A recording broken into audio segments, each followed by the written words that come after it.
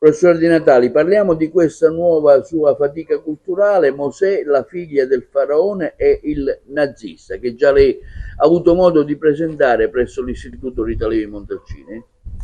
È un racconto che è stato scritto nell'arco di un mese, nel mese di settembre scorso, dopo una brevissima visita che ho fatto nel mese di agosto ad Auschwitz, una mattinata ad Auschwitz. È stata un'esperienza straordinaria essere lì ad Auschwitz e lì ho visto tanto, ho riflettuto su tanto e alla luce di questa esperienza ho formulato così un racconto, che è un racconto a tre, tra il visitatore, la figlia del faraone e il nazista.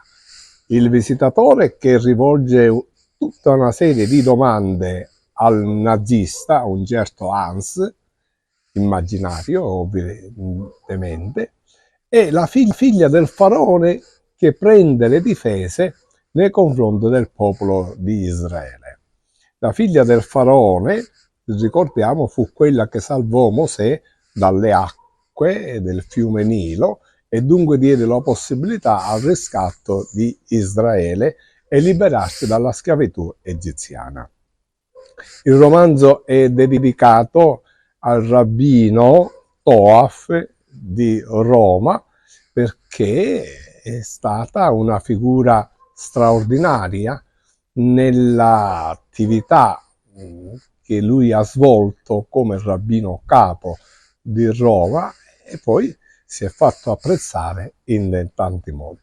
Leggere questo racconto significa anche avere una sensibilità particolare nei confronti di questa donna che fu la figlia del faraone, la quale nella storia della salvezza non è stata, a mio modo di vedere, messa bene in risalto.